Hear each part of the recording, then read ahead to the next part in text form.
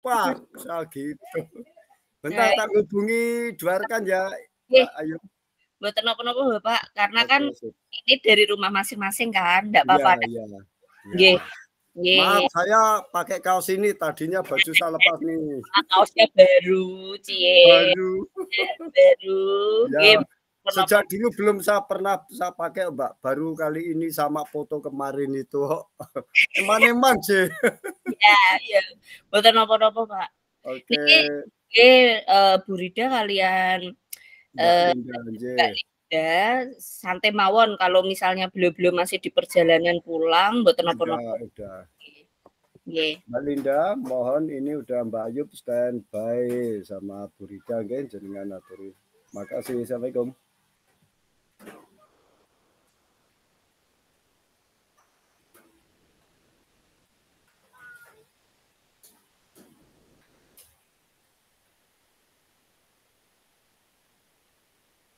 Udah on fire, siap di tempat gitu. Nih, makasih. Assalamualaikum.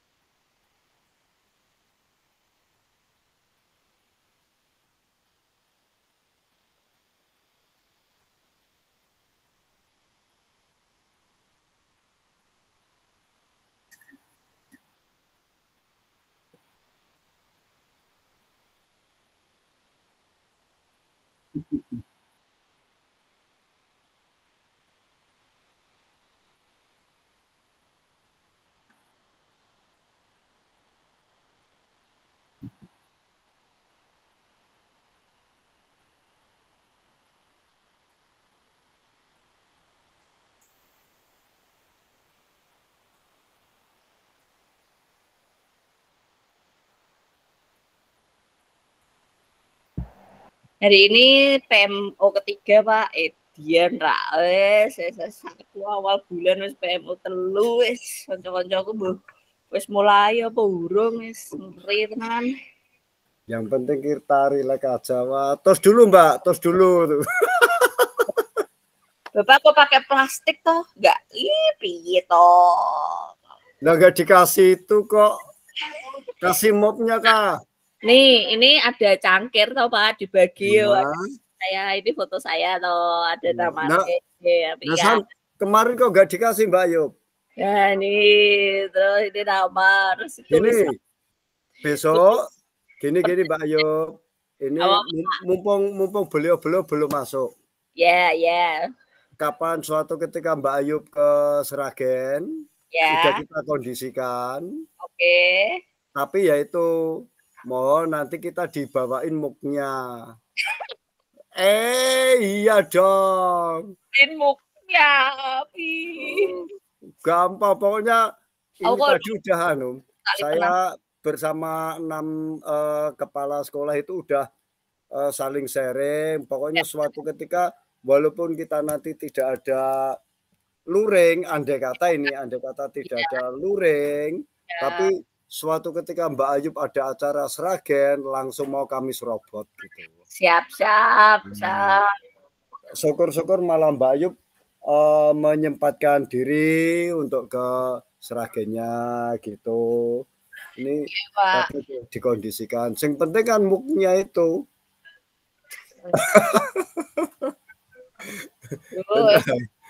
Saya udah dari jam 8 tadi, setengah 9-an, jadi ketisu. Dan terus PMO sama Pak Wardi. Terus saya kelas 1,5 jam, hampir 2 jam. Ini nanti materinya yang mana Mbak Yub? Kasih tahu nggak ya? Oh lah, jalur dikeroyok po. Nanti tau Pak. Bentar. Aku PMO ini rano bahan tuh ya.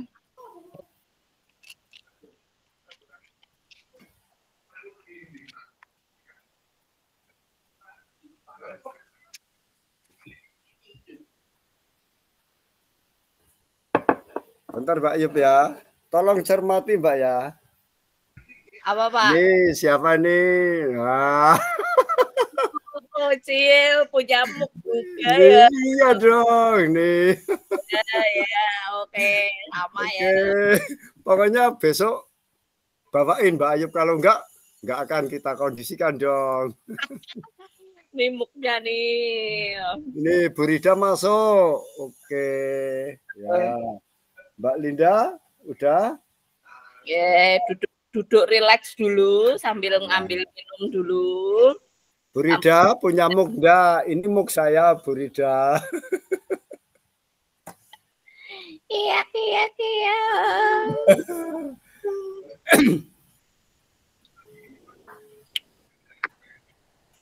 Halo Mbak Linda. Waalaikumsalam. Ini kita udah on fire. Tinggal Mbak Linda, nunggu Mbak Linda. Oke, siap. Matur suwun. Assalamualaikum.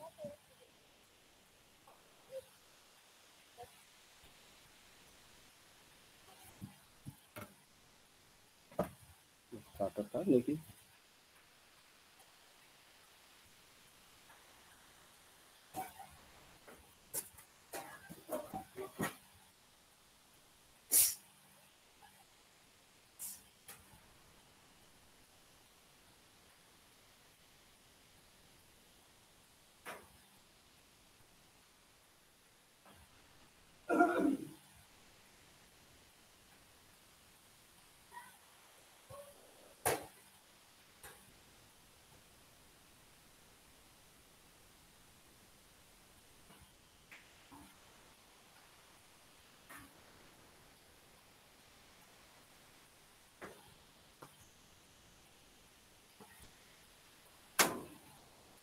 Sorry Bu Rida, tadi nggak ngasih kabar. APE awake dhewe seragam kaos ngene jane lali kok.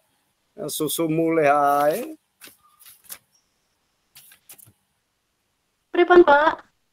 Sorry, tadi kita tidak koordinasi untuk seragam pakai kaos gitu. Oh.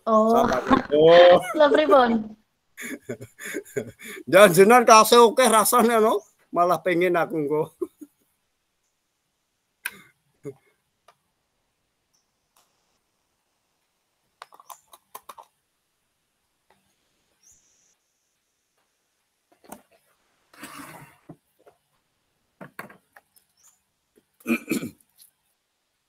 Materinya biar kami persiapkan Mbak Ayub. Udah enjoy toh Mbak Ayub? Nggak dengar. Oke, ya sip. Enjoy. Udah enjoy, udah. Ya. Pokoknya prinsip kita itu sabar. Orang sabar pasti kesel. Oh, gitu. Pasti itu. Iya. Ini ketuanya Pak Sri bisa dianut apa sesat ini? Kira-kira yang ini. Yang mana? Yo, ya, bercanda yang Pak Sri bilang tadi bisa dianut apa sesat? Wah, tanya. Loh, ini Pak Sri nggak perhatian ini. Ini pas Lokakarya padahal udah tak kasih tugas paling penting loh. Lupa kan? Apa, ayo? Enggak, itu setahu saya bikin modul. Bukan. Nggak soal sekolah. Aduh, apa ya? Aduh. Fokus saya pada itu kok, siapa itu? Yang kemarin itu loh Mbak, yang Mbak Ayu bikin kesel itu loh. Ya itu kok 15 itu loh, gimana? Bentar. Duh, ya, ada dipijar. Enggak, dulu kan pas Lokakarya lo tentang kebinekaan. Iya, terus waktu itu Pak Haryadi ngebecandain Pak Sri. Ya Pak Sri itu dalang kerusuhan sama dalang dukun apa itu loh. Kejawen itu toh? Ya, terus saya nyaut. Pak, terus gimana Pak Sri? Nek 15 itu toh? Ya. Kayaknya dapat nih ye, cie. Gimana Pak? Saya.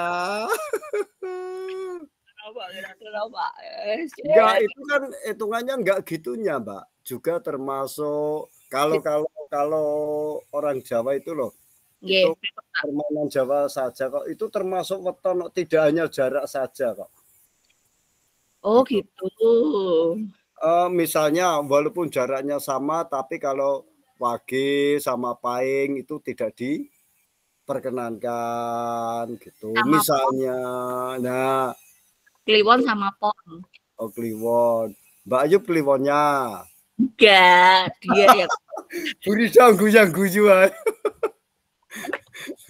Oke, itu gini. ya Gini ya Mbak, coba nanti bukan ini waduh aku terus udutku 76 terus dikira madeg wong tua iki.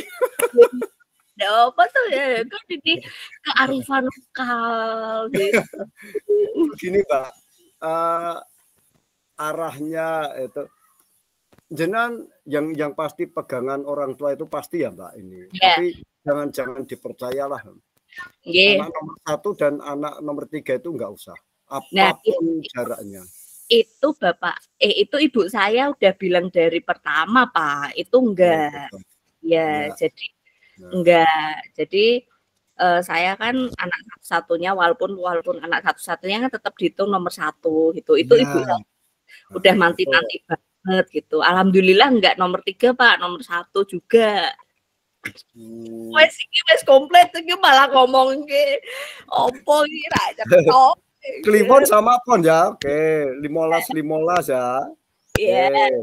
Ya, gini aja. Coba nanti itu jadi tugas saya. Yang penting tidak jilu.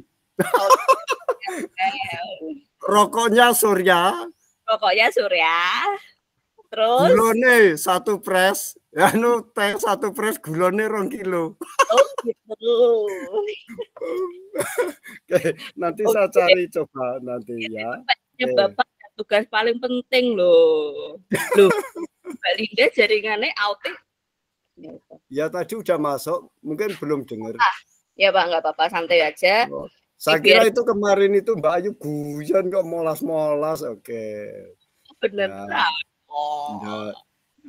Coba saja. Saya pernah 1 kali ya cuma gitu teman saya Mas Riki gitu. Ini sekedar omong kosong. Sahabat karib itu. Terus diantara ini yang paling menurut saya ini dia itu tuntutannya tinggi walaupun jenengan orang kekurangan tapi bisa saja bikin stres. Ya, memenuhi.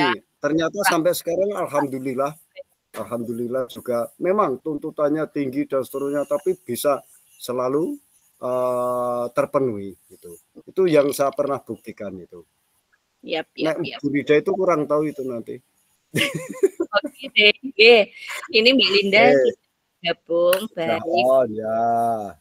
Saya izin memulai tadi tombol ngantuk ya karena saya sudah on dari jam 7-an tadi PMO pertama jam 8. Oke. Bismillahirrahmanirrahim. Assalamualaikum warahmatullahi wabarakatuh. Sugeng yang sama-sama kita hormati Bapak Sriyono SPD, Kepala Sekolah SD Negeri Wonokerso 3 Sragen. Yang sama-sama kita hormati Ibu Rida SPD SD, Guru kelas 1, Bu Marlinda Amin SPD SD, Guru kelas 4. Pripun kabarnya ini Bapak Ibu? Alhamdulillah baik, Bu. Alhamdulillah, doa restu kita udah sehat semua, alhamdulillah. Kemarin itu ngering-ngering Mbak Ayu waktu di sana saya sama Bu Rida itu. Loh, iya. Apa karena ketemu banyak orang ya? Kan enggak, itu memang sejak awal udah dari rumah udah gitu. Bu Rida aja mau izin itu. Tapi dibela-belain mau ketemu Mbak Ayu itu. Aduh. Ketemu princess ya, ketemu princess. Iya. Tadi ada yang Iya, tadi ada yang balas email saya, siap princess gitu. Aduh, ya Allah, iso guyon juga kabeh. Perlu ternyata kita lagi mungkin banyak apa namanya? Beban kerja jadi perlu hiburan. Sebenarnya gitu, Mbak. Gimana nggih. besok kalau kita yaitu pijar on Mau seven piknik ya. sekalian gurunya berangkat. Oke? Asik. Siap. Ke Nggih, Semarang tempatnya Mbak Ayu. ya, iya tuh ya. Main ke Semarang. Ya, lanjut. Lanjut. Nggih, tak intinya tak lupa, capek-capek, walaupun capek-capek, walaupun ngantuk-ngantuk, mari kita senantiasa memanjatkan puji syukur kehadirat Allah Subhanahu wa taala yang selalu tidak pernah lupa membagikan nikmatnya, tidak pernah terlewat membagikan nikmatnya, karunia-Nya kepada kita semua, sehingga ini 2 itu kita Jam 3 di bulan Desember tanpa halangan, dan semoga kegiatan kita selama 2 JP ke depan dapat berjalan dengan lancar dan tidak ada kendala. Amin. Saya senang sekali dapat saya senang sekali dapat kepanggih kalian Bapak Ibu sedanten nggih, tadi ngobrol-ngobrol, bercanda-bercanda kalian Pak Sri, senang sekali masih tetap semangat di sela-sela aktivitas Bapak Ibu minggu ini sedang pas nggih. Akhir sumatif nggih. Baik, itu yang menjadi salah satu hal yang akan kita bahas bersama nggih dalam agenda PMO bulan ini. Untuk memulainya, mohon berkenan dari Ibu Guru kelas dulu untuk dapat menyampaikan apa yang Ibu-ibu lakukan kemarin sebelum PAS, terkait merencanakan PAS-nya itu bagaimana, dan pada saat PAS-nya bagaimana, dan rencana yang ada di benak Ibu-ibu saat ini setelah PAS apa yang akan dilakukan. Ngaten, kemudian nanti dilanjut oleh Bapak Kepala menyampaikan sebagai fungsinya nggih manajerial pimpinan sekolah apa yang Bapak lakukan kemarin dalam merencanakan PAS dan pada saat PAS-nya dan pasca PAS rencananya apa. Jadi ini sesi 1 ini kita akan membahas terkait asesmen dahulu. Nggih, monggo sinten riyin? Monggo Ibu dari kelas 1 dulu aja, Bu Rida. Terima kasih sebelumnya. Assalamualaikum warahmatullahi wabarakatuh. Waalaikumsalam warahmatullahi wabarakatuh. Terima kasih atas waktu yang diberikan. Kegiatan saya sebelum pelaksanaan PAS yang kemarin itu yaitu menyelesaikan tentang kegiatan tari yang kemarin sempat terpending. Akhirnya saya laksanakan dengan persetujuan orang tua. Kegiatan secara langsung, kegiatan tari itu saya laksanakan di dalam kelas, dan mohon maaf karena sebenarnya kegiatan tari itu tidak intra, tetapi kemarin karena suatu hal, karena orang tua itu tidak mengizinkan anaknya pulangnya melebihi dari kelas 2, mau tidak mau saya memasukkan dalam kegiatan intra. Ekstra. Maksudnya ke dalam pembelajaran, masuk ke pembelajaran SPD. Tuh kan seharusnya di ekstra Pak nggih. Tetapi mohon maaf tidak bisa terlaksana karena memang orang tua penjemputannya itu, kemudian anaknya kalau sudah siang itu biasanya ngantuk dan lelah sebagainya. Kemudian setelah sebelum pelaksanaan PAS ini, kemarin sebenarnya sebelum Merdeka Belajar itu biasanya urutan meja itu sesuai dengan urutan nomor 1, 2, 3, 4 seperti ular melingkar dari depan pintu. Tetapi karena menurut saya pribadi ini dari pembelajaran yang sudah saya dapatkan itu sekarang saya memisahkan, tidak lagi sesuai dengan urutan meja pada umumnya, tetapi saya memang memilah dari mereka anak-anak yang sudah lancar membaca dan belum bisa huruf sama sekali, akhirnya nomornya saya acak. Jadi 2 baris banjar ke belakang itu bagi siswa yang sudah lancar membaca sehingga tidak membutuhkan saya, kalaupun mereka butuh hanya sebagai memperjelas dari pertanyaan tersebut. Kemudian 2 banjar di sebelah kanannya adalah bagi siswa yang sama sekali belum bisa membaca, sehingga saya masih memandu mereka dalam pengerjaan soal tes tersebut. Sehingga di sini saya berpikir ini ternyata manfaatnya berdiferensiasi, jadi saya menggunakan metode itu untuk pelaksanaan PAS ternyata juga berjalan dengan lancar. Sehingga bagi siswa yang sudah lancar membaca, mereka tidak lagi tergantung terhadap saya, tidak lagi dibacakan. Karena pada yang sebelumnya yang saya tahu itu kelas 1 biasanya kalau tes itu masih dibacakan karena kebanyakan mereka masih susah dalam membaca. Tetapi ini 2 baris berbanjar yang sebelah kanan itu sama benar-benar sudah saya lepas. Dalam artian saya ingin mereka paham dan tahu bahwa tidak selamanya harus ada sama bu guru dan tidak boleh bergantung terus sama bu guru. Jadi yang 2 baris ini benar-benar saya lepas, sama sekali tidak saya pegangi, dalam artian hanya mereka bingung misalnya artinya apa Bu, seperti itu. Tetapi yang sebelah kirinya itu masih saya bacakan tetapi dengan suara yang lebih pelan. Kemudian mereka bisa menjawabnya dengan pilihan mereka sendiri. Jadi tidak dibantu, tetapi saya hanya tidak dibantu jawabannya, tetapi saya membantu membacakannya. Kemudian kegiatan rencana selanjutnya setelah kegiatan PAS ini, saya ingin memulai untuk proyek yang berikutnya. Proyek di semester 2 ini rencananya akan saya laksanakan di seminggu setelah PAS. Jadi kegiatan ini sekaligus bertanya nanti nggih. Apakah diizinkan apabila untuk proyek ini kan kita kan nanti setelah tes itu ada jeda selama 1 minggu. Apakah diizinkan proyek yang kedua ini dilaksanakan pada waktu jeda tersebut? Karena mengingat bahwa saya tidak memiliki banyak waktu yang diizinkan oleh wali murid sehubungan dengan jam kelas 1. Karena untuk yang kelas 2 kan belum merdeka nggih, belum merdeka belajar.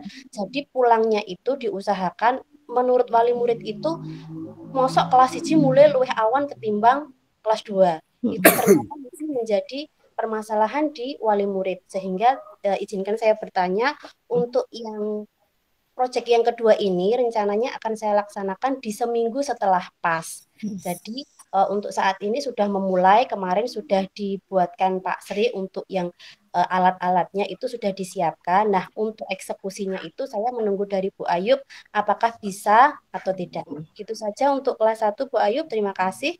Wassalamualaikum warahmatullahi wabarakatuh. Nggih, waalaikumsalam warahmatullahi wabarakatuh. Matur nuwun Bu Rida, saya izin menanggapi sebentar nggih, nanti daripada terlupa dan terlewat mohon dapat disampaikan juga. Ini kan PAS pertama nggih, PAS pertama melaksanakan kurikulum merdeka. Nah, bisa disampaikan Bu Rida dalam menyusun soalnya seperti apa dan kesannya, perasaannya sebelumnya itu kan soal itu dari tim, misalnya tadi informasi dari Puro itu saya dapat kalau sebelumnya itu dari K3S atau dari kumpulan-kumpulan gugus atau dari KKG atau seperti apa. Nah, sekarang ini kan berbeda. Nah, bisa disampaikan langkah-langkah yang Bu Rida lakukan di dalam menyusun soal tersebut itu kemarin seperti apa? Terima kasih untuk pertanyaannya. Sebenarnya kalau untuk yang PTS 1 itu saya menyusun semuanya sendiri. Kemudian untuk yang PAS ini kebetulan sudah dapat dari kecamatan. Sebenarnya seperti ini. Ini saya mengungkapkan dari yang PTS yang dulu pernah saya buat Bu Ayub. Pas pada waktu PTS yang pertama saya buat itu rasanya lebih menyenangkan dan lebih puas karena saya melibatkan nama-nama siswa di dalamnya. Jadi misalnya siswa saya berjumlah 23. Dari masing-masing soal tersebut saya bisa memasukkan nama anak saya sehingga anak-anak didik saya sehingga mereka merasa oh saya ada di dalamnya. Dalam sebuah cerita, dalam sebuah dongeng, dalam bahasa Inggris, dalam warna, itu saya melibatkan anak-anak namanya anak, kegiatan yang pernah kami lakukan berada di dalamnya. Untuk yang PAS 1. Tetapi untuk yang semester 2 ini mohon maaf. Untuk yang PAS ini yang PAS ini saya tidak membuat sendiri karena memang sudah ada dari kecamatan. Monggo Pak Sri, saya kurang paham untuk yang ini. Ya, terima kasih. Ini saya sekedar melengkapi Mbak Ayub. Betul, yang dingendikake Bu Rida itu seperti yang saya aturaken ten Mbak Ayub waktu kita loka karya, bahwasanya kemudian kami mengumpulkan para kepala sekolah penggerak di sini, kemudian yaitu tadi mendesaknya waktu dan kami belum ada gambaran untuk menjamah soalnya naskahnya seperti apa. Nah, sehingga kami bersepakat bahwa soal untuk yang sekarang kita buat PAS ya, penilaian akhir semester itu adalah kita berkoordinasi dengan PSP angkatan pertama. Gitu. Nah, itu kan sudah saya aturakan dengan Mbak Ayu waktu kita loka karya. Kemudian dari situlah kami akan mempelajari konsepnya. Disinilah yang akan kita buat untuk acuan ke PAS yang kedua. Gitu. Itu sudah saya aturkan dulu waktu kita loka karya. Tapi untuk PTS-nya tengah semester memang dari pihak kecamatan atau khususnya K3S itu memberi wewenang atau otonom pada masing-masing sekolah untuk membuat sendiri-sendiri. Sehingga saat PTS itu memang berbeda sekolah, berbeda soal. Nah, kalau PAS ini memang kami bukan menjiplak tapi berkoordinasi dengan PSP yang satu, angkatan pertama. Gitu Mbak Ayub, itu kelengkapan dari saya. Terima kasih. Oke, nggih, baik-baik, sekedap. Dulu itu kayaknya kok saya ndak ingat nggih Pak, maksudnya Bapak meminta persetujuan atau apa itu saya kurang ingat nggih terkait dengan menyusunnya atau perkumpulan itu. Tapi waktu itu kalau saya ndak keliru saya sampaikan, kalau mau berkumpul penyamaan persepsi saja mboten napa-napa, tapi untuk soalnya nggak boleh sama Pak, gitu. Dan memang yang namanya proses transisi ya, yang sebelumnya menggunakan kurikulum 2013 lalu sekarang kurikulum merdeka, pasti ada banyak tantangan nggih, yang semula tidak membuat menjadi membuat, yang semula tidak ada dokumen-dokumen tersebut menjadi ada. Nah, di situ perannya. Untuk sekedar informasi saja kepada Bapak Ibu, ini PMO saya yang ketiga, sebelumnya saya sudah PMO dengan Tunggul 2 dan Puro 2.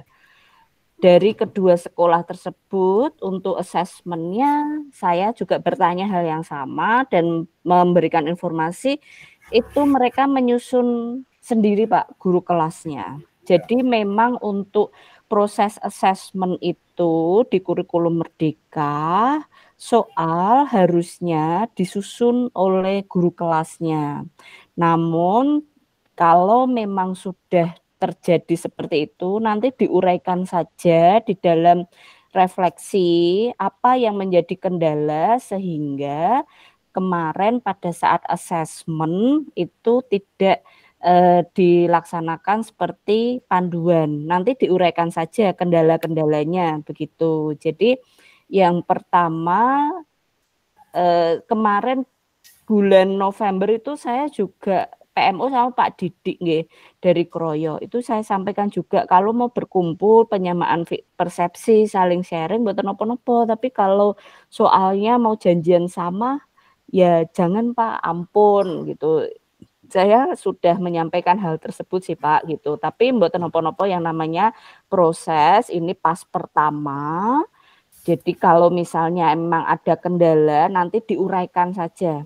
Disampaikan, diuraikan apa yang menjadi kendala. Namun seharusnya kemarin guru kelas yang menyusun soalnya begitu. Itu untuk asesmennya. Lalu kemudian saya langsung menanggapi apa yang menjadi pertanyaan dari Bu Rida tadi terkait bolehkah pelaksanaan proyek setelah PAS, yaitu boleh.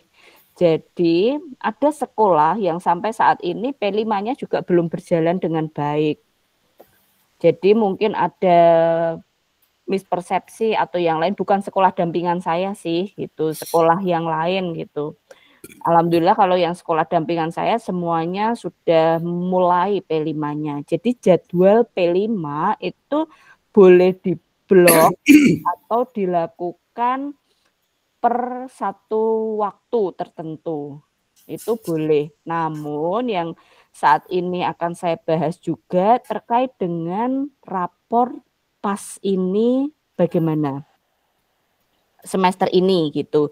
Jadi Bapak Ibu pagi ini sekitar pesannya itu dikirimkan pukul 5 pagi tadi di WA Group. Kami diberikan informasi bahwa panduan terbaru dari Erapot sudah ada gitu. Nah, sebelum saya masuk ke sana, ini lanjut dulu ke Bu Linda. Bagaimana Bu Linda terkait dengan perencanaan dan pada saat pasnya. Nanti kita bahas yang rapotnya. Ya, terima kasih Mbak Ayub. Sebelum ke Bu Linda, saya hanya meluruskan bahwasanya itu yang saya sampaikan itu saat Lokakarya itu kami di Kecamatan Kedawung. Jadinya saya, Pak Paito, dan Pak Mul.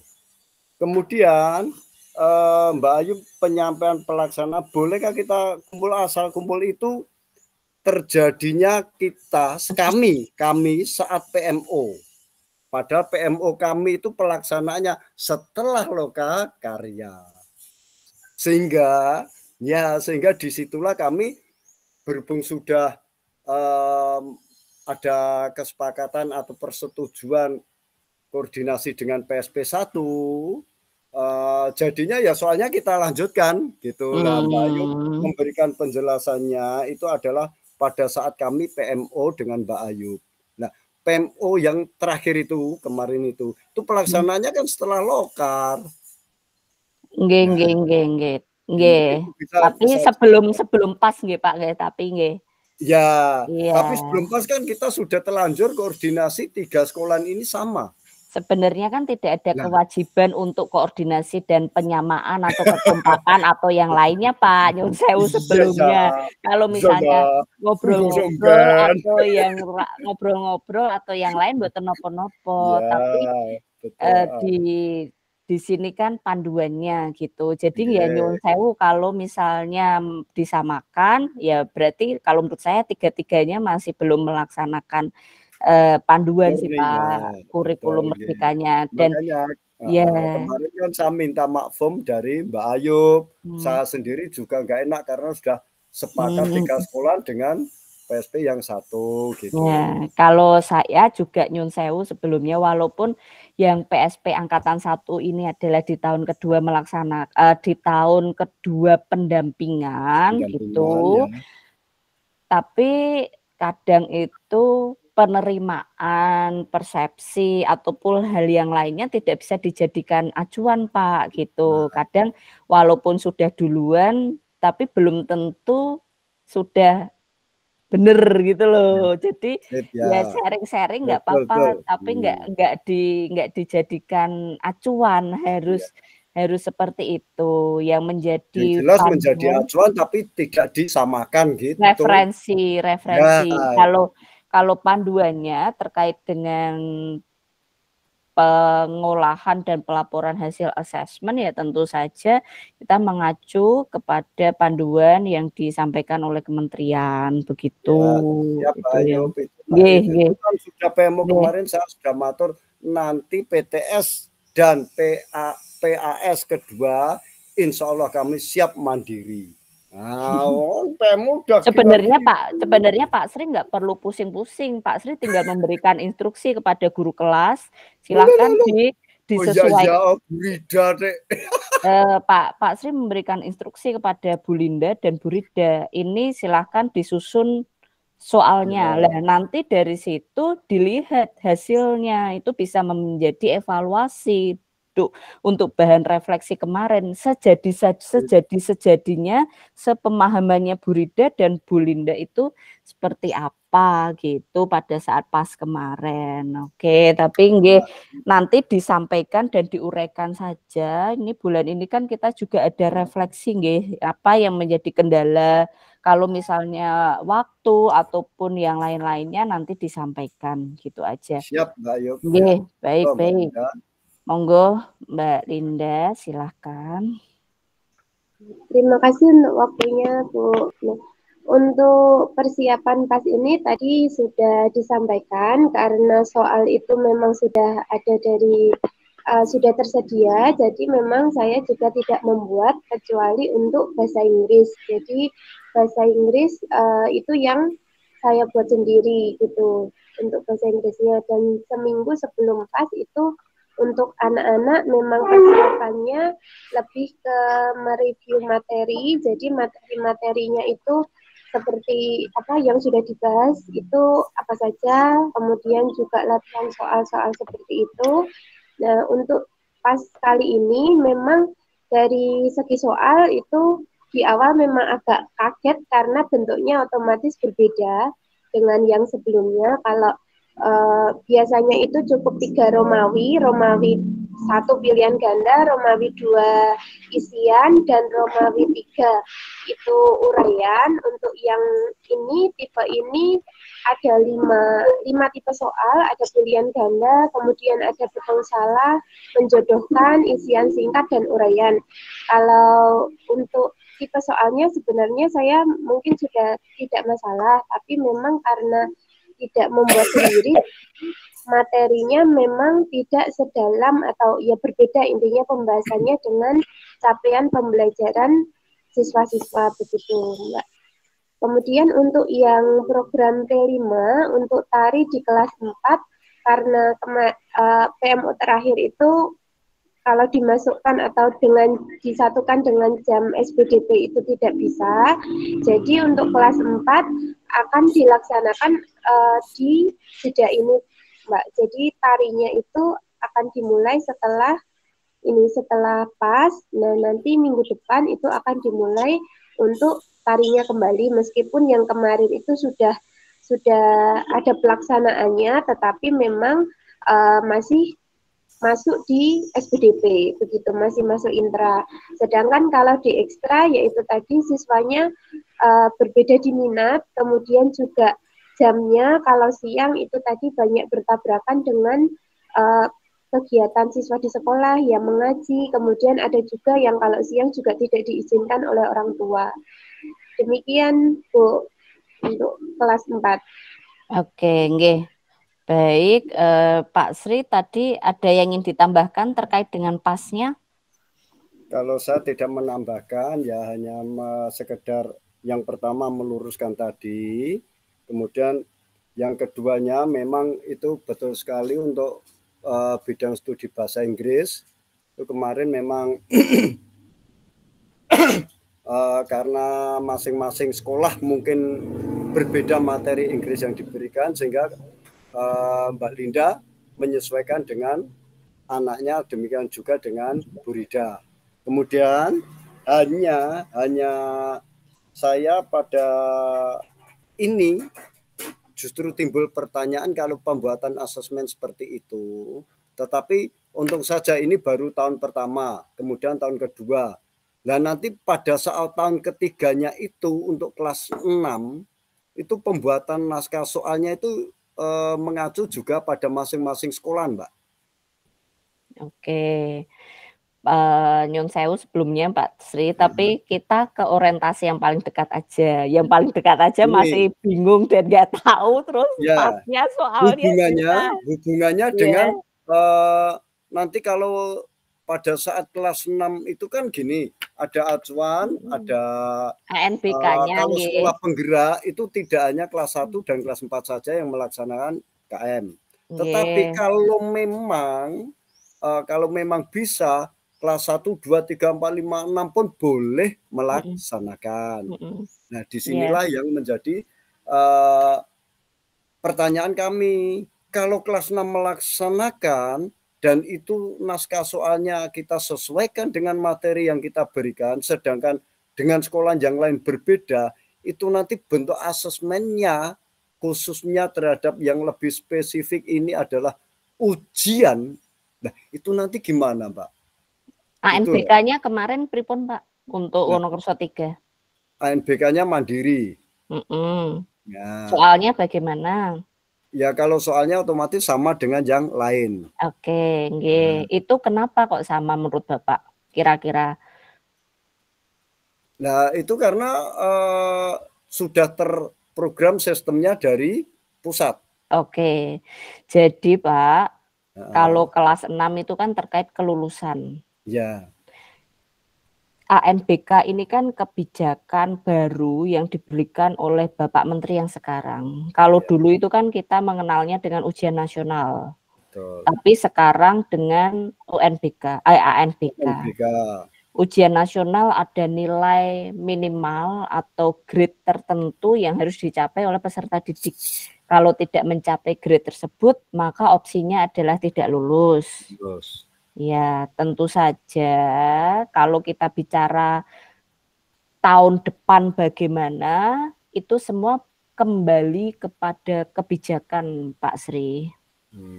Kebijakan yang diberikan oleh tentu saja pemegang otoritas tertinggi, kewenangan tertinggi adalah ada di Menteri Pendidikan dan Kebudayaan. Bisa saja segala opsi kemungkinan kalau kita bicara terkait kebijakan itu ada-ada aja, mungkin saja. Oh sekarang ANBK, tahun depan kembali ke UN, bisa saja dimungkinkan. Ada aja opsi itu bisa-bisa saja. Oh tahun depan tetap ANBK seperti yang kemarin, bisa saja. Oh tahun depan ada sistem baru lagi, kelulusan baru lagi, itu bisa saja. Oh masuk masuk ke jenjang SMP-nya ada ini itu terkait dengan kebijakan. Jadi kalau kita bicara dengan kebijakan dan itu assessment, tentu saja assessment yang menentukan kelulusan dengan yang tidak menentukan kelulusan itu pasti berbeda kebijakannya Pak Sri. Itu. Tapi loh Mbak Ayub, perlu kita ketahui juga bahwa ANBK itu lain dengan ujian karena ANBK itu nilainya kebersamaan semua siswa. Iya, memang tujuannya kan menghapus ujian, Pak. Ujian nasional nggak ada. Memang spiritnya itu nggak ada ujian. Itu makanya tadi Pak Sri menyampaikan berbeda, nggak sama dengan ujian. Lah itu berarti sudah merasakan goalnya nggak ada ujian. Yang pertama yang saya rasakan ANBK itu anaknya tidak hadir bisa digantikan. Kalau ujian jelas nggak bisa. Kemudian nilai anak yang kurang itu bisa tertutup oleh anak yang lain yang nilainya tinggi. Kalau ujian kurang ya kurang, nggak bisa. Iya, nggak sampai ke situ nggak lulus kan Pak. Nah, gitu. Iya. Nah itulah yang dinamakan dengan kebijakan yang baru Pak, yang membedakan antara ujian kelulusan sebelumnya dengan yang sekarang diberlakukan yaitu ANBK.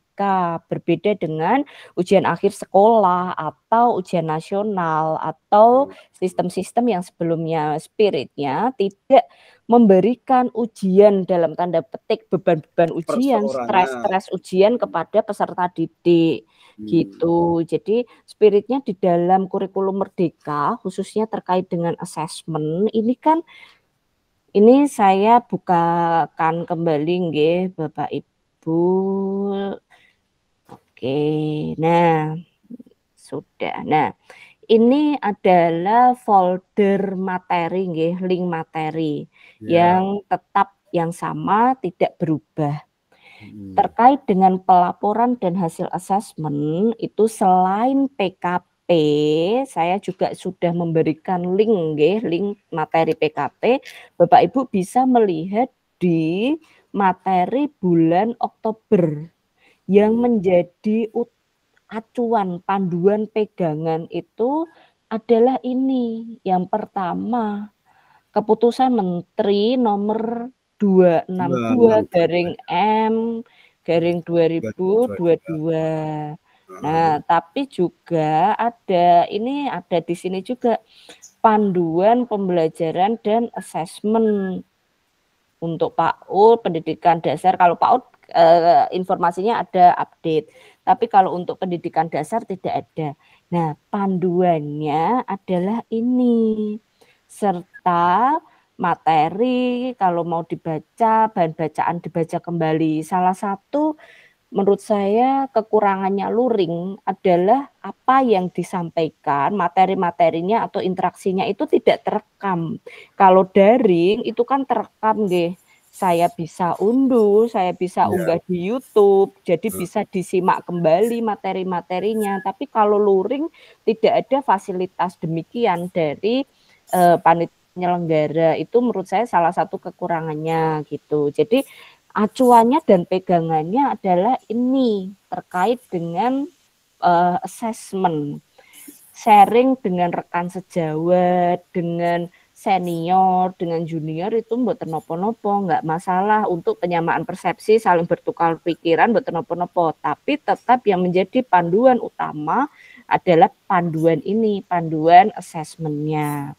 Nah, tadi saya mengirimkan email kepada seluruh guru beserta kepala sekolah dampingan saya terkait dengan rapor.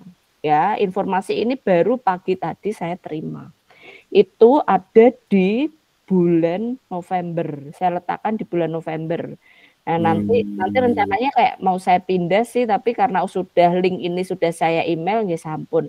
Rencananya tadi tuh mau saya letakkan di bulan Oktober sama dengan materi lokakarya, tapi kok malah keselip di sini. Nah, ini silahkan dibuka, nggih. Rapor materi bulan November ya, Mbak. Nggih. Tadi sampun saya email juga. Jadi ini ada informasi nggih Bapak Ibu terkait dengan rapor. Jadi hal yang diinformasikan yang pertama peran. Siapa sih yang memiliki peran di dalam penilaian ini atau assessment ini? Yang pertama administrator, kemudian guru dan wali kelas. Kemudian di sini ada muatannya adalah intrakurikuler dan proyek P5-nya.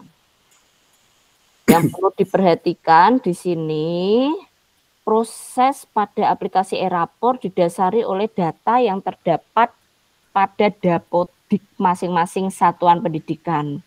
Maka kunci utama dari proses rapor berjalan dengan lancar dan sesuai, dipastikan data dapodik peserta didik sudah valid dan benar.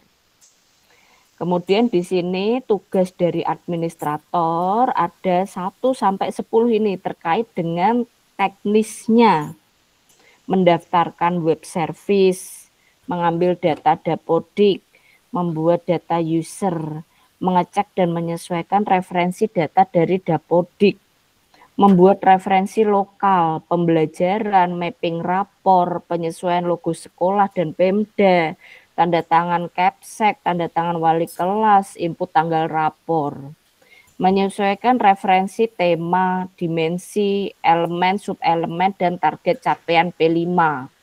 Menginput data proyek dan deskripsi proyek serta tema, elemen, dan subelemen tiap proyek. Sumbernya dari mana?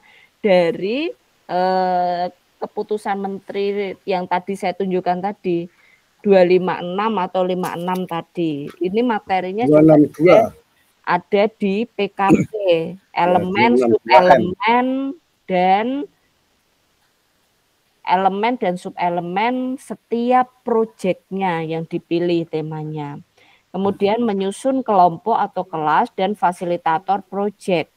Cetak leger atau leger dan rapor intra dan rapor proyek. Kemudian backup restore data dan e-rapor. Apa yang dilakukan oleh guru? Menginput TP yang telah disusun, menyiapkan hasil penilaian, mengolah dan kirim nilai akhir, cukup 1 nilai akhir semester.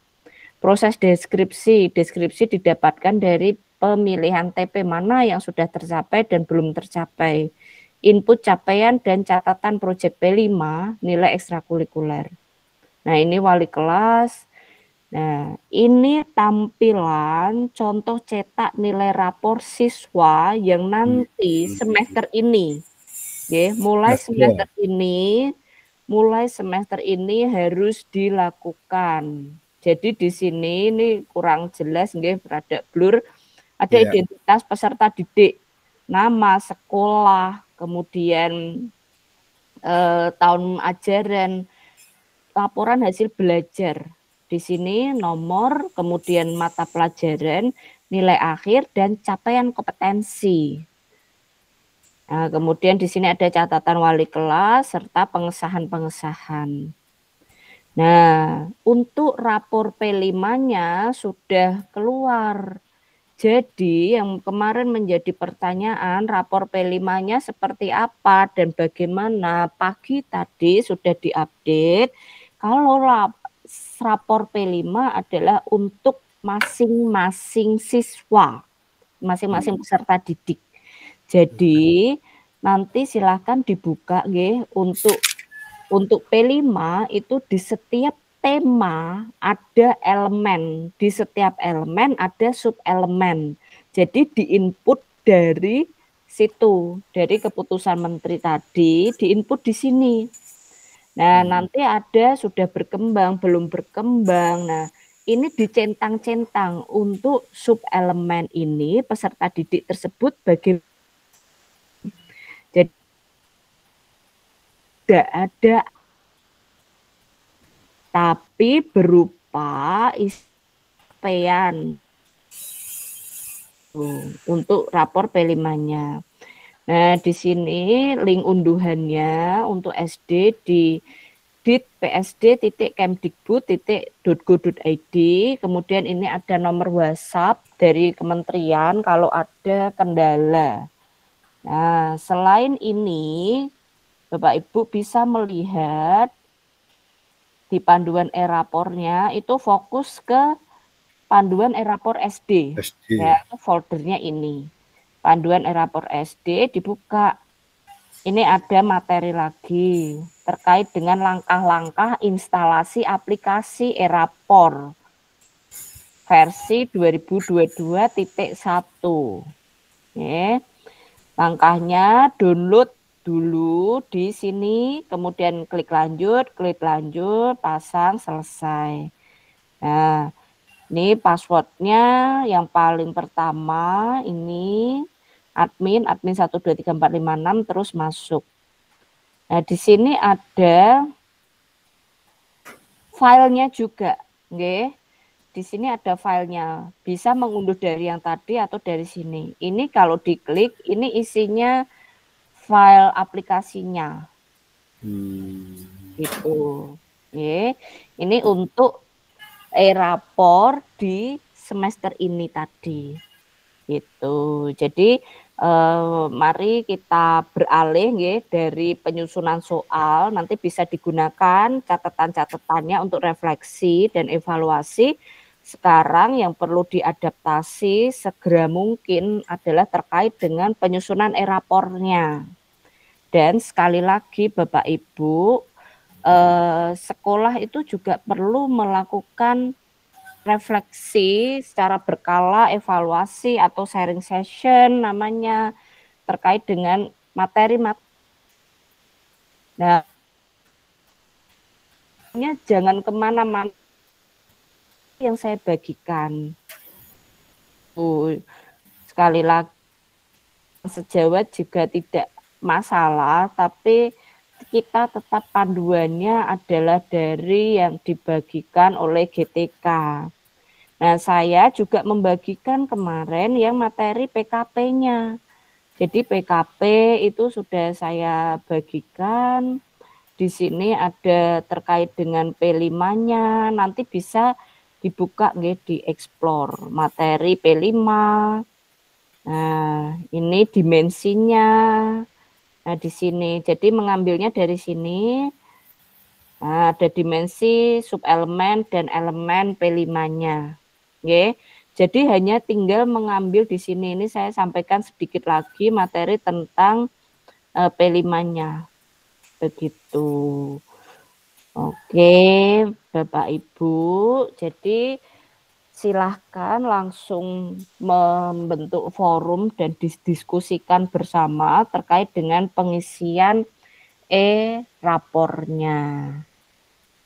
Dan juga P5-nya, kalau misalnya memang ada kendala dari siswa ya tidak masalah. Berarti untuk sub elemen tersebut dari dimensi tersebut anak itu ya baru di tahapan belum berkembang, di tahapan yang pertama dicentang saja, tidak masalah gitu. Karena yang namanya hal baru, metode baru, kurikulum baru pasti memerlukan penyesuaian. Jadi ya disampaikan apa adanya, kendalanya seperti apa, lalu kemudian capaian kompetensi dari masing-masing peserta didik seperti apa terkait dengan P5-nya. Yang jelas sekali lagi, bolehkah setelah PAS ada pertemuan yang kalau orang tua guru itu bersepakat dan anak mau ada kemauan untuk mengikuti ya tidak masalah begitu. Itu terkait dengan P5-nya dan juga walaupun saya lumayan surprise itu kaget kalau di Wonokerso 3 karena kan di sini Bu Rida sama Bu Linda itu bagus ya gitu capaiannya serta menurut saya pemahaman dan juga yang lain-lain, tapi saya juga kurang tahu nggih faktor yang bagaimana kok saya yakin buat soal sendiri semuanya kayaknya Bu Rida dan Bu Linda enggak masalah lah sambil merem udah jadi gitu, tapi tidak apa-apa nanti digunakan sebagai bahan refleksi dan evaluasi gitu. Itu. Izin bertanya Bu Ayu. Nggih, monggo Bu Rida. Sehubungan dengan e-raport itu, dulu saya pernah ikut diklat yang e-raport itu, tapi sebelum Merdeka Belajar. Ya. Nah, yang ingin saya tanyakan, kalau dulu itu kita rapotnya manual, kemudian baru di entry di e-raport. Nah, kalau jadi kita tuh membuat dua, jadi yang kita bagikan ke wali murid itu sendiri, kemudian baru kita entry ke e-raport menggunakan yang tadi dari Dapodik tadi. Untuk yang Merdeka Belajar ini, apakah kita hanya bisa langsung menggunakan e-raport itu, kemudian aplikasinya sudah sekaligus tinggal cetak?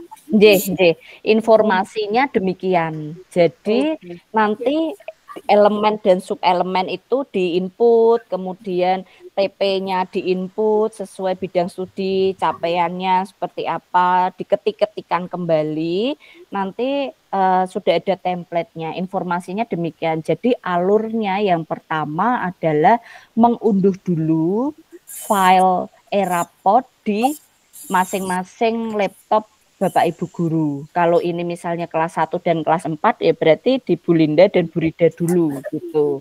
Yang mempelajari, mengunduh terkait dengan e-rapotnya, panduannya. Informasinya kemarin tinggal input saja, kemudian nanti dicetak dan bisa dicetak lebih mudah.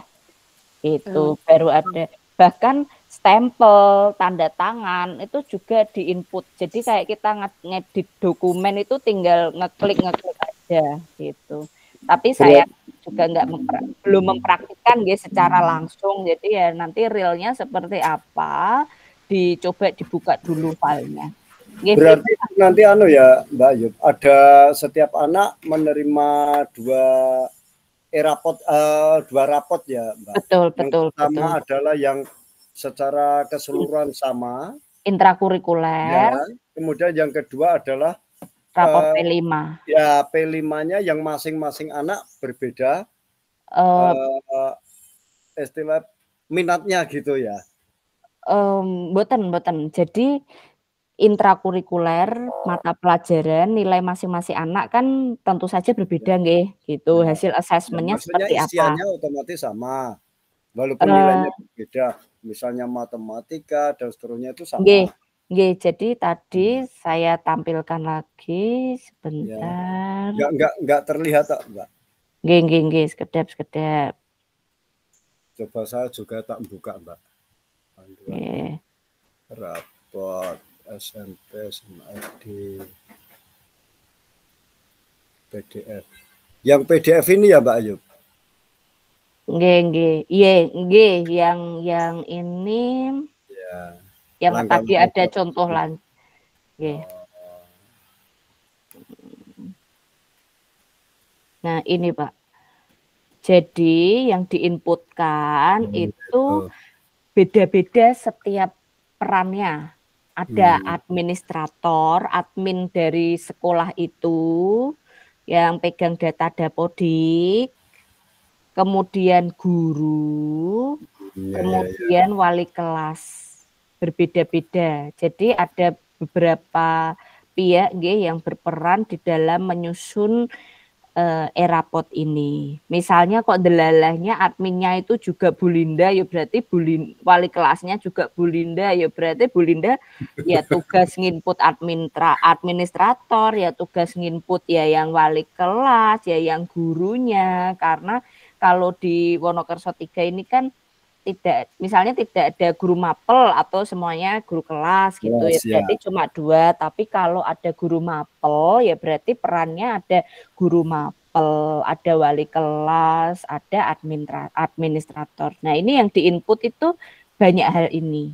Nah sumbernya dari tadi yang saya share terkait dengan capaian kompetensi, capaian pembelajarannya, CP-nya, TP-nya, dan dimensi serta elemen dan sub elemen di dalam P5. Yang tadi keputusan 009 atau berapa gitu. Nah, nanti tampilannya seperti ini Pak, yang intrakurikuler. Yang intrakurikuler. Jadi itu nanti semua sama ya. Isinya tinggal nilainya yang berbeda untuk intrakurikuler nih. Kalau yang sama hanya mata pelajaran. Ya. Tapi nilai dan capaian kompetensinya berbeda. Betul. Yang saya maksud itu. Kemudian yang rapot kedua adalah P5. Iya, P5 ini mengacu kepada tema yang diambil, Pak. Nah, jadi ini otomatis masing-masing anak berbeda ya, Mbak? Sama toh Pak, temanya kan satu. Iya.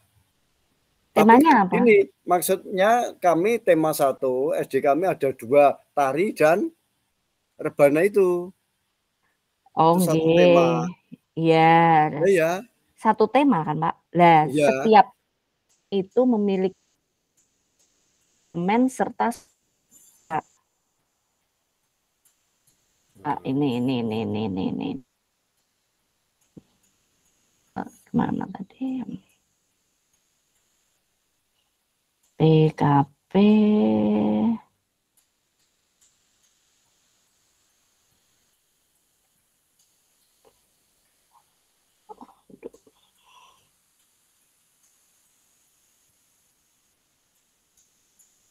Jerumen yo. Nah, ini Pak ini. Ya. Ini ya. Keputusan Badan Standar Kurikulum nomor 9/H. Nah, ini. Ya.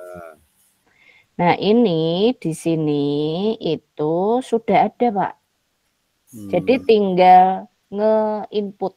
Nge-input saja. Iya, tinggal nge-input. Jadi dicari fasenya. Nah, ini. Oh, ini tapi di PAUD. Di scroll lagi dicari yang SD. Ya.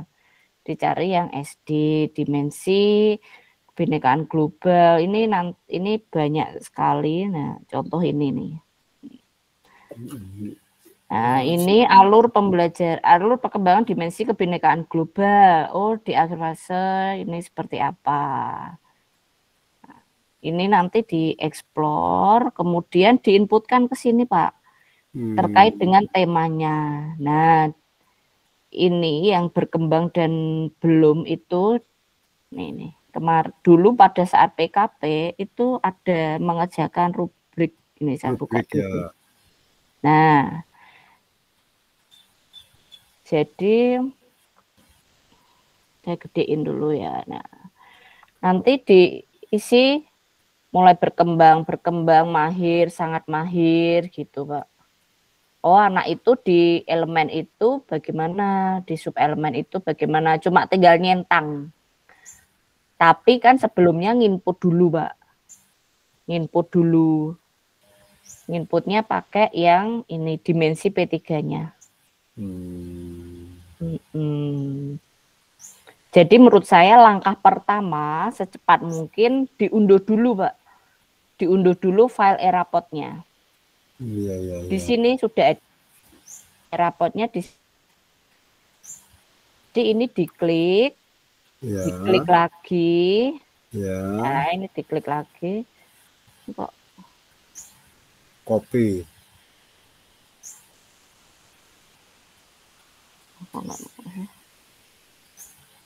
Oke, nanti coba diunduh dulu ya Pak, Ya, atau ya, dari ya. mana unduhannya? Siap. Intinya lewat itu ya unduhannya ya. Nggih, nggih, Ya, nggih. siap, siap, siap. Oke, baik. Itu terkait dengan asesmennya. Lalu sebelumnya, dulu pada saat Oktober itu ada lokakarya pengawas.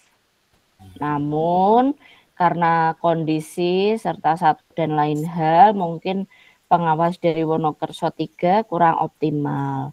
Harusnya ada penyampaian terkait dengan komunitas praktisi. Nah, ini untuk elemennya, untuk salah satu instrumen di dalam PMO itu kan apakah sekolah sudah mulai membentuk komunitas praktisi atau belum. Nah, jadi di sini saya sudah memberikan juga materi terkait dengan komunitas praktisi. Harusnya sih disampaikan oleh pengawas kepada sekolah binaannya.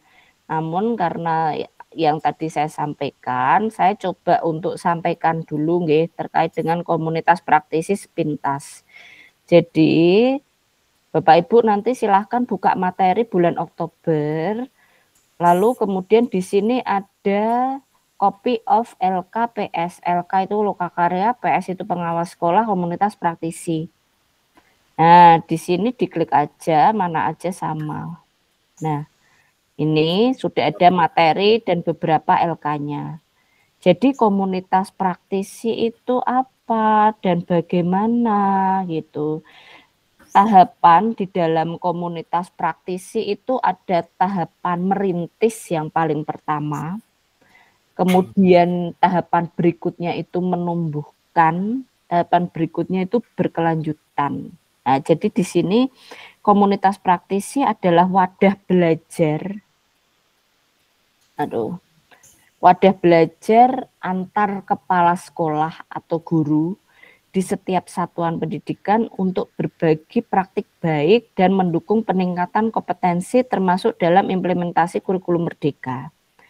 Komunitas praktisi merupakan salah satu cara membentuk ekosistem belajar dalam implementasi kurikulum merdeka. Nah, di sini ada peran kepala sekolah dalam komunitas praktisi, membangun kebiasaan, memberikan respon, umpan balik secara konstruktif, dan ini semua. Nah, peran pengawas, lalu kemudian di sini ada alur belajar di dalam komunitas praktisi, yaitu suatu siklus merancang, melakukan, dan meninjau kembali rencana belajar baik kepala sekolah maupun guru. Jadi di sini ada membentuk kelompok belajar, refleksi dan perencanaan, dialog mengenai fokus capaian belajar murid yang akan dikembangkan bersama. Kemudian refleksi dan review, melakukan diferensiasinya seperti apa, ini asesmennya seperti apa, belajar bersamanya itu. Nah, narasumber dalam komunitas praktisi, siapa yang bisa menjadi narasumber? Kepala sekolahnya, pengawas sekolahnya, dan guru dapat menjadi teman belajar sekaligus sumber belajar atau narasumber. Siapapun di dalam komunitas praktisi bisa membagikan praktik baik dan ilmu yang dimiliki. Jadi di sini tahapan merintis, sekolah mulai komunitas praktisi dalam sekolah. Jadi kalau sebelumnya misalnya pertemuan antara kepala sekolah, guru, dan juga pengawas itu hanya rapat atau briefing atau penyampaian-penyampaian yang kaitannya dengan administrasi misalnya. Nah, di dalam komunitas yang baru ini, komunitas praktisi ini diharapkan sedikit ada upgrading atau perkembangan, yaitu saling berbagi ilmu pengetahuan serta praktik baik. terkait metode mengajar, penerapan diferensiasi pembelajaran, lalu kemudian ini kurikulum merdeka, assessment, dan hal-hal lainnya. Begitu. Jadi tujuan dari tahapan merintis ini adalah memperkenalkan dan membentuk komunitas praktisi. Nah, ini pihak Ayo, ini mau nanya untuk komunitas praktisi itu. Untuk wadah itu anggotanya apakah terbatas yang PSP atau bisa berkolaborasi dengan non PSP? Kalau hanya PSP saja, kami sudah ada. Bahkan kalau non PSP pun juga ada, gitu. Ini anggota untuk komunitas praktisi yang diharapkan Mbak Ayub ini tadi, itu apakah komunitas praktisi kepala sekolah dan guru khusus yang PSP masing-masing sekolah gitu, atau bisa juga anggota yang non PSP? Pak, ini untuk sekolah Wonokuso 3.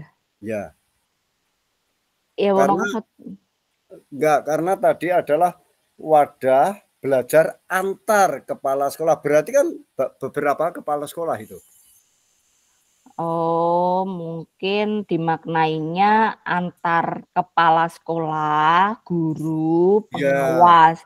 Jadi antarnya di sini adalah para pihak di sekolah tersebut, Pak. Kepala sekolah, pengawas, dan guru. Nah, ini saya buka lagi nih. Antar kepala sekolah atau guru di setiap satuan pendidikan. Jadi kata antar di sini menerangkan antara kepala sekolah guru di setiap satuan pendidikan itu, Pak. Ya, gitu. Kalau antar itu otomatis dari beberapa kepala sekolah. Tapi kalau antara kepala sekolah dan guru, berarti itu memang hanya satu kepala dengan guru gitu. Kalau antar berarti kan iya, Pak. Ini untuk masing-masing satuan pendidikannya. Gitu ya. Jadi di sini ada peran saya juga, tapi opsional, tidak wajib, untuk menjadi narasumber dalam kegiatan komunitas tersebut, opsional, tidak wajib. Jadi di sini ada fasilitator, ada pengawas, ada kepala sekolah, kemudian ada tahap capaian masing-masing di setiap tahapannya. Kalau di tahapan merintis, itu sekolah menyadari pentingnya komunitas praktisi dengan membuat komitmen bersama. Terdapat pembagian peran dan tanggung jawab dalam kegiatan komunitas praktisi, terbentuk jadwal belajar yang reguler. Jadi ini adalah suatu bentuk komunitas ya nyuwun sewu. Kalau sebelumnya misalnya hanya rapat aja, kumpul aja, bahas administrasi, bahas ini, tapi diharapkan sekolah itu muncul kelompok belajar. Gampang simpelnya sederhananya seperti itu, Pak. Jadi membahas terkait ilmu pengetahuan, tidak hanya terkait administrasi terus, walaupun memang salah satu challenge-nya kalau di sekolah dasar itu kan guru juga merangkap melaksanakan tugas-tugas administrasi supaya tidak larut, Pak, dalam itu semua, tetap saling berbagi ilmu, tetap belajar, jadi tetap bisa mengembangkan pembelajarannya itu dengan baik, berbagi praktik baik. Harapannya itu, jadi kumpul-kumpulnya tidak hanya ngomongin admin, apalagi ngomongin orang atau ngomongin sekolah lain, tapi ilmu juga yang diomongin gitu. Jadi di sini tahapan menumbuhkan itu capaiannya sekolah sudah mulai rutin melakukan refleksi terhadap rencana belajar guru dan kepala sekolah. Kemudian refleksi dan review menjadi sebuah kebiasaan di dalam komunitas praktisi. Jadi salah satu hal yang ingin diperkenalkan di dalam komunitas praktisi itu kalau sebelumnya misalnya budayanya, culture-nya ketika nyun sewu, ini contoh aja misalnya. Oh, Mbak Bu Rida kok cara mengajarnya seperti itu sih, Bu? Wah, itu enggak, kayaknya sekarang itu begini-begini. Saya tuh membaca artikel ini atau melihat referensi di sini itu begini deh, Bu. Kayaknya ayo coba. Terus kemudian misalnya diterima, apa sih Bu praktis, ya mudah diterima. Gitu. Nah, itu orang menjadi terbiasa Pak terhadap review, terutama khususnya review itu yang berdasar nggih, tidak mereview kok bajunya, kok sepatunya itu mboten, tapi reviewnya ada dasarnya, yaitu dasar ilmu pengetahuan di sini. Jadi sekolah nanti harapannya melalui komunitas praktisi ini, komunitas yang belajar tadi penuh dengan pembelajaran, nanti berkembang Pak. Guru-gurunya itu lebih terbuka terkait dengan ilmu pengetahuan, lebih tahu, lebih pengen sharing session, dan harapannya bisa saling motivasi, memberikan dampak baik. Itu dia kok kayaknya banyak tahu ya, bagus, aku juga pengen seperti beliaunya. Jadi kayak biasa aja Pak gitu, enggak yang menyikapi orang misalnya dengan wah itu banyak tahu ya, dia gini-gini. Nah, budaya-budaya seperti itu harapannya tidak ada lagi gitu sih Pak. Jadi lebih ke pengembangan hal baik, praktik baik, serta ilmu pengetahuan itu tadi. Itu harapannya untuk komunitas praktisinya sampai akhirnya nanti di tahapan merawat keberlanjutan itu sistem belajar di komunitas praktisi sudah terbentuk. Kelompok belajar sudah mulai membuat portofolio bersama dan artikel yang bermakna, misalnya PTK atau PTS-nya gitu Pak. Jadi capaiannya bisa lebih berkembang, guru tidak larut dalam kegiatan-kegiatan administrasi ataupun waduh sudah capek peserta didiknya begini-begini, tapi ada komunitas yang yuk kita belajar yuk terkait dengan hal ini yuk, ini apalagi kurikulum merdeka, ini assessment-nya begini yuk belajar gitu. Itu Pak, itu yang ini salah satu instrumen di dalam PMO, salah satu instrumen di dalam PMO. Jadi saya tunjukkan yang ini kan kita masuk di PMO bulan 4 nggih. PMO yang keempat. Nah, ini saya tunjukkan sebentar. Oke, Desember Wonokerso 3.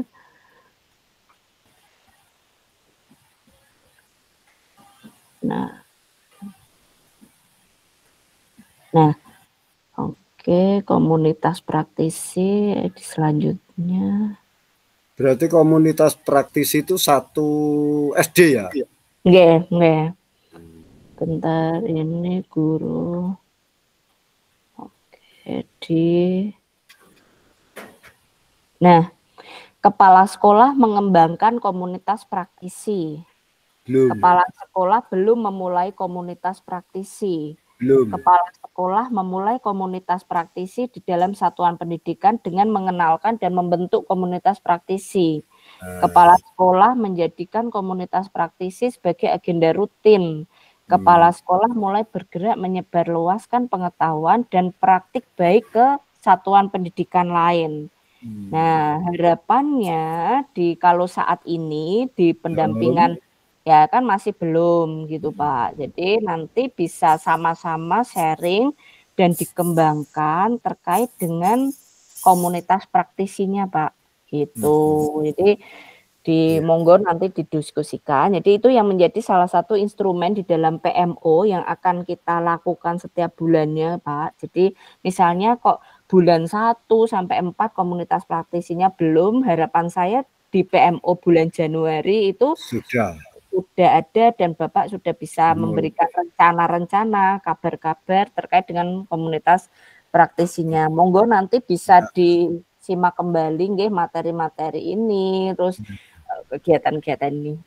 Itu terkait dengan komunitas praktisi ya harusnya ini disampaikan oleh pengawas, namun karena bentuk kepedulian saya kepada Bapak Ibu semua, saya coba menyampaikan secara sepintas terkait dengan komunitas praktisi walaupun cepat-cepat. Jadi kalau PMO kan sebenarnya kita agendanya bukan penyampaian materi, tapi karena sudah bulan keempat itu komunitas praktisinya belum ada, jadi saya sampaikan. Jadi nanti silahkan untuk ditindaklanjuti. Baik, selanjutnya yang ingin saya ketahui nggih dari Bapak Ibu semuanya adalah terkait dengan pembelajaran yang berdiferensiasi dan juga penyiapan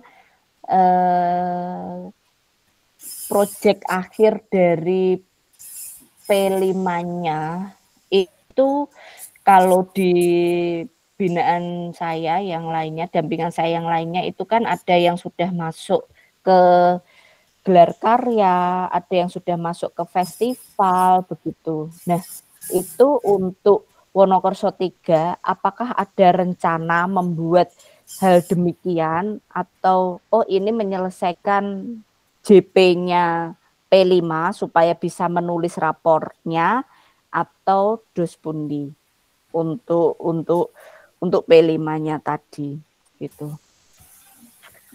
Monggo Bu Rida, Bu Linda, tadi kayaknya sudah ada serowong-serowong ke situ. Monggo. Terima kasih untuk kelas 1 ini.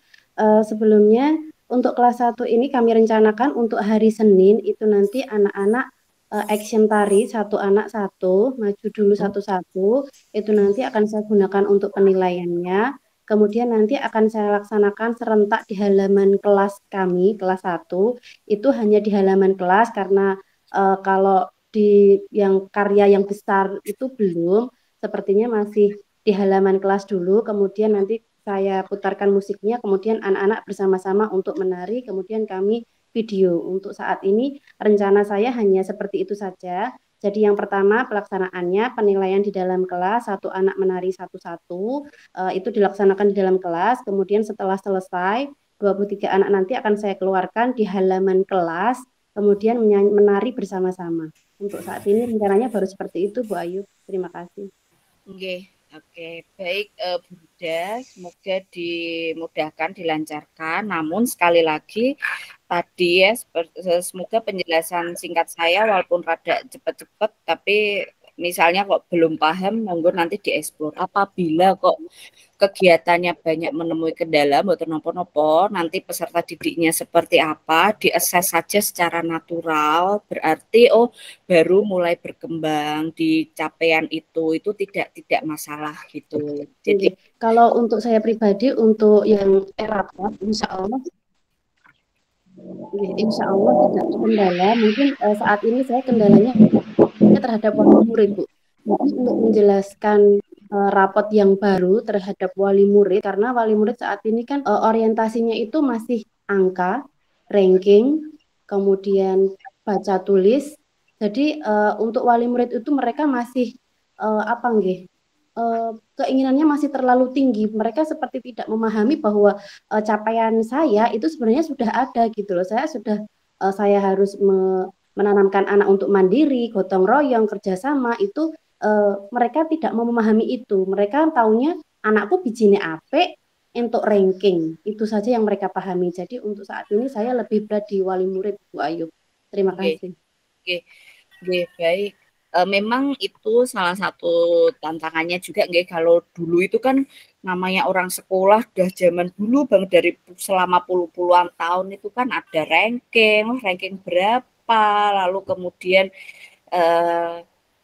apakah baik atau tidak dilihat dari angka, dilihat dari ranking. Nah sekarang itu kan lebih ke kualitatif nggih, penilaian itu. Jadi saya pun juga kalau ingat-ingat kayaknya dulu misalnya pakai ranking, terus waktu SMA tuh kayaknya ada KBK, ada kompetensi kayak gitu.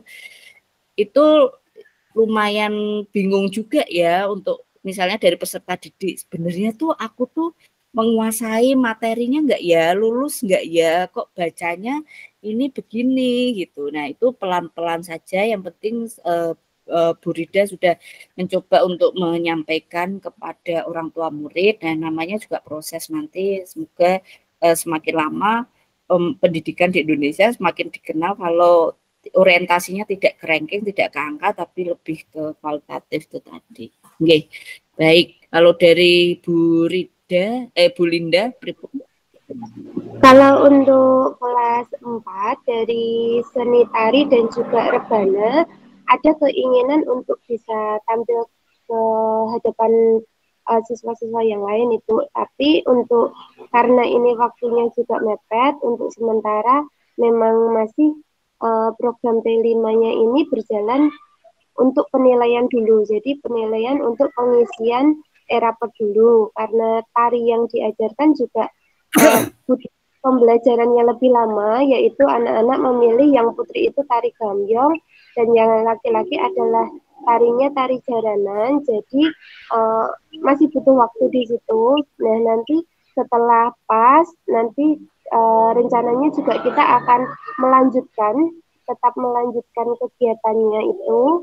Nah, jadi untuk saat ini memang fokusnya di pengisian rapot, jadi mengamati perkembangan anak terlebih dahulu.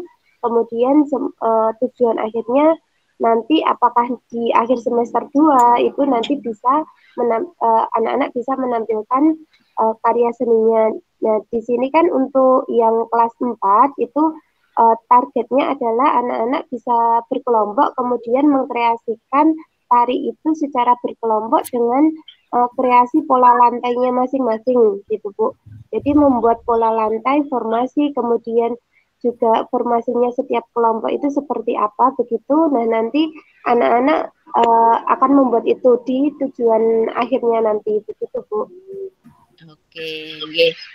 Baik, semoga dimudahkan, dilancarkan. Yang jelas assessment untuk P5-nya dilaksanakan secara natural aja. Kalau misalnya belum berkembang ya ditulis belum berkembang, tidak masalah. Mana yang sudah tercapai dengan baik, nah itu nanti silahkan dibuka kembali karena Bu Rida dan Bu Linda itu kan tidak ikut PKP nggih. Jadi mungkin masih kalau dulu di PKP itu mengerjakan mencoba untuk mengidentifikasi dan kalau yang mulai berkembang itu yang seperti apa sih itu. Nah, monggo nanti bisa dibuka. Saya sudah mengirimkan email, folder serta link-link yang dulu saya berikan kepada peserta PKP saya. Kalau tidak keliru sudah saya kirimkan ke semuanya emailnya, jadi nanti silahkan dibuka dari folder PKP tersebut. Baik, selanjutnya ini yang saya tunjukkan ke layar adalah PMO bulan November kemarin, dilaporkan ada butuh dukungan terkait dengan kebutuhan guru pendidikan agama Kristen, tapi sampai sekarang itu belum ada jawaban dari pihak BPPMP, jadi belum ada jawaban sampai sekarang. Ya, untuk ini apakah ada lain atau hal lain yang Bapak Ibu ingin sampaikan terkait dengan IKM ini untuk Wonokerso 3? Mas sebenarnya tadi ada lali itu. Monggo sembokno kelingan monggo Mbak Dinda sih. Aku mau jane wis tak incen ya Mbak. Ayo nggih, monggo. Nggih. Monggo.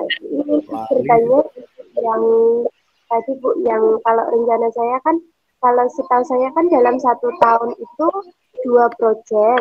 Nah, itu karena ini tari belum maksimal dalam 1 semester ini, apakah itu nanti juga kalau rencana saya kan itu tetap dilanjutkan. Nah, apakah itu memang masih boleh dilanjutkan atau ya stop dari semester ini begitu Bu? Terus kita lanjut ke proyek yang kedua. Itu saja Bu. Oke, baik. Jadi aturannya begini. Untuk sekolah dasar itu wajib memilih 2 tema. Temanya berbeda. Tema 1 dan tema 2 itu berbeda. Tidak boleh sama. Kemudian pemilihan tema itu diwujudkan dalam bentuk kegiatan atau proyek. Satu saja tidak masalah sebenarnya gitu. Jadi di sini ya tentu saja yang dilakukan di semester ini adalah tema 1. Jadi di semester depan adalah tema kedua atau tema berikutnya. Karena berbeda tema, ya pasti logikanya proyeknya berbeda. gitu sih. Gitu. Kan temanya kan ada banyak nggih, 8 kalau tidak keliru. Materinya kemarin di Lokakarya November bisa dibuka dan juga di PKP P5. Jadi kan semester besok ya beda tema lagi. Gitu. Kegiatannya beda lagi gitu. Tapi untuk kegiatannya dilanjutkan itu enggak apa-apa ya Bu ya? Maksudnya? Kalau misalnya mau dimasukkan ke SBDP juga enggak apa-apa, tapi kan nanti muridnya peserta didiknya Mbak Linda kan udah berganti. Anak yang sekarang di kelas 4, di semester 2 ya, masih semester 2 belum kenaikan kelas. Itu kalau menurut saya sih diganti, Mbak. Itu sudah move on aja. Move on, evaluasinya, catatan-catatannya, review-reviewnya digunakan untuk perbaikan, untuk bekal pelaksanaan proyek di semester berikutnya. Jadi tema baru dan kegiatan baru, gitu. Proyek baru. Apa enggak mubazir, Mbak? Ini misalnya, ini untuk realitas sekolah kami saja ya, Mbak Ayu. Dari satu tema misalnya ini tari ini misalnya, dan kami sudah membeli pakaian. Nah, sampai 1 semester ini belum maksimal misalnya. Nah, kemudian kalau kita move on kan, kemudian semester 2 kita ganti tema baru lagi, ganti loh ini bukan tambah, ganti. Terus pakaian tarinya gimana? Gitu. Nah, maksud kami itu untuk yang tema pada semester 1 tetap kita laksanakan. Kemudian semester 2 kita tambah lagi satu tema yang sekiranya tidak begitu berbenturan dengan yang semester 1. Itu loh Mbak Ayu maksudnya. Itu gimana? Oke. Jadi Bapak Ibu, yang pertama, yang utama melaksanakan P5 itu kan kelas 1 dan kelas 4 di tahun ini. Namun saya kan menyampaikan ada beberapa momen yang dimana ada partisipasi dari kelas lain untuk memperkenalkan kurikulum Merdeka. Monggo diatur momennya itu kapan. Nah, anak-anak yang melaksanakan P5 itu kan kita assess, kita berikan penilaian yang tertuang di dalam rapor P5. Ya. Itu. Kalau soal mubazir karena sudah beli selendang kerasnya ya. Nah, menurut saya tidak akan pernah mubazir. Kenapa, Pak? Kenapa tidak mubazir? Yaitu untuk inventaris dari sekolah. Jadi bisa digunakan untuk ekstrakurikuler. Proyek ini sekali lagi adalah kurikuler, ekstrakurikuler. Jadi ketika Bu Rida menyampaikan karena ada kondisi tertentu sehingga digendongkan ke SBDP. Ya tidak masalah, nanti diberikan di catatannya, di catatan. Siap, paham Mbak Ayu. Oke. Gitu. Jadi sebenarnya kalau menurut aturan nggak boleh digendongkan sama intrakurikuler, digendongkan sama SBDP nggak boleh. Tapi karena ada kondisi, nah itu nanti bisa digunakan sebagai catatan di dalam refleksi dan evaluasi. Oh, ternyata ada masukan, permintaan, dan komplain dari orang tua. Nah, itu digunakan saja sebagai catatan. Kalau kita mengacu kepada panduannya, ya nggak boleh digendongkan ke intra, karena ini kokurikuler. Jadi, nggak mungkin mubazir. Oh iya, ya. Malah apapun yang dibelajar. Paham, saya paham. Jadinya itu hanya kegiatannya saja kita tetap berjalan, waktunya masuk pada ekstrakurikuler itu ya. Tapi ekstrakurikuler itu kan kalau peserta itu mau masuk ekstra itu, Pak. Jadi tidak boleh ada kewajiban. Boleh memaksa. Iya, betul. Boleh ada kewajiban, apalagi paksaan kepada peserta didik dan arahan untuk mengikuti suatu ekstrakurikuler tertentu. Ya, betul. Jadi sekolah memang diminta untuk menyiapkan beberapa ekstrakurikuler. Dan nanti peserta didik milih apa, milih yang mana itu dibebaskan dari didik gitu, Pak. Ya. Betul. Ya, baru paham itu Mbak Ayub kalau definisi dari move on-nya Mbak Ayub untuk intranya, tapi untuk pelaksanaannya tetap bisa, tapi jamnya saja masuk pada ekstra gitu ya. Ya, tapi tidak boleh dipaksa anak. Ya, betul ya. Ya, Pak, gitu. Ya. Terus mau nanya lagi Mbak Ayub. Itu andai kata misalnya ya, kebetulan kami memilih 2 tema, satu tema, 2 kegiatan. Misalnya ini kebetulan saja 2 tema, salah satu temanya itu bisa masuk pada ranah tema yang lain. Itu bisakah ini kita pisah menjadi 2 tema? Contoh gini. Saya masuk pada tari dan kearifan lokal, tari dan rebana. Ternyata dalam hal ini itu kan sebenarnya hanya satu tema, yaitu kearifan lokal. Kemudian ternyata salah satunya ini bisa kita pekrot, kita masukkan pada tema yang lain. Itu bisa tidak, Pak?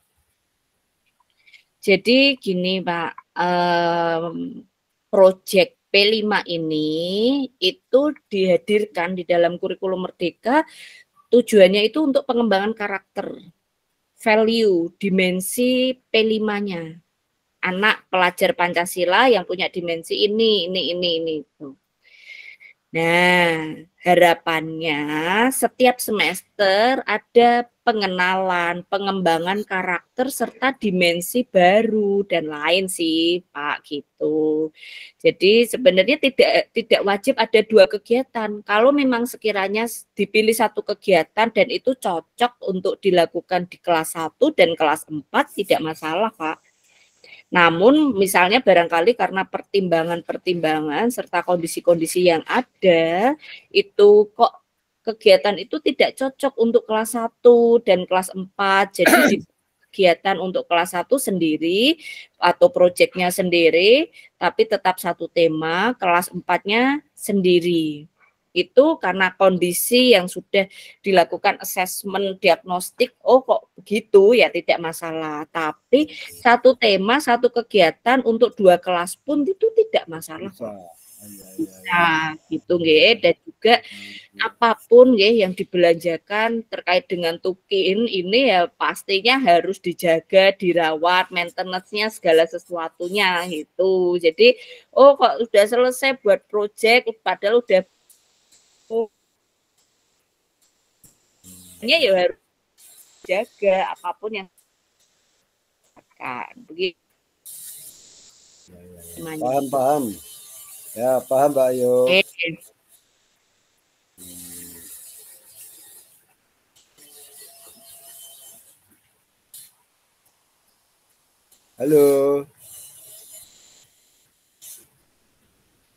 Halo, hai.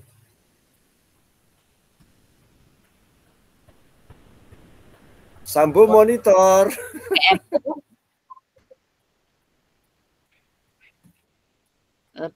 Pripun? Sempat terputus. Pripun? Iya, sempat terputus Mbak Ayub tadi, Mbak Ayub. Oh, nggih, sempat terputus. Nah, putus.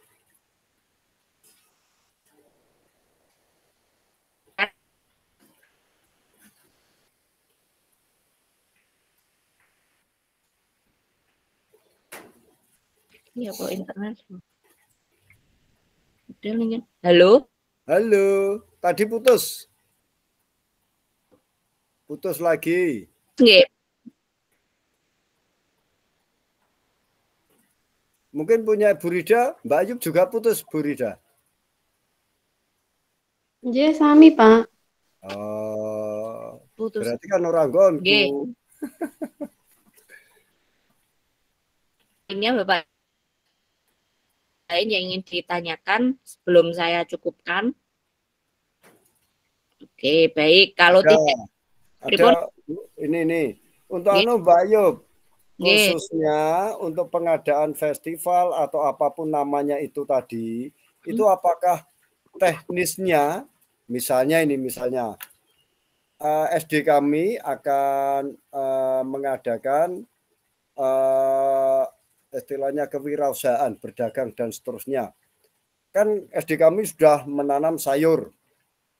Nah, kemudian sayur-sayuran itu akan kita jajakan pada masyarakat setempat atau termasuk guru, termasuk orang tua dan seterusnya. Itu kita buka pajangan di meja di depan pintu gerbang. Kemudian inilah hasil dari P5 kami. Itu bisakah disebut juga pada tahapan festival atau apapun itu, Bu? Gitu. Baik, Pak Sri dan juga Bapak Ibu semuanya. Sebenarnya kegiatan festival atau panen atau gelar karya itu tidak wajib untuk dilakukan atau tidak ada kewajiban bentuknya seperti apa, konsepnya seperti apa, siapa saja yang hadir gitu, tidak wajib. Namun sekali lagi, kalau guru kelasnya tidak berkeberatan dan tidak mengganggu proses asesmen serta pengamatan yang dilakukan terhadap masing-masing peserta didik yang melaksanakan proyek, ya tidak masalah gitu. Jadi yang memiliki otoritas kewenangan terkait P5 adalah guru kelasnya. Guru kelasnya itu menyetujui, tidak masalah, nggih mboten napa-napa gitu.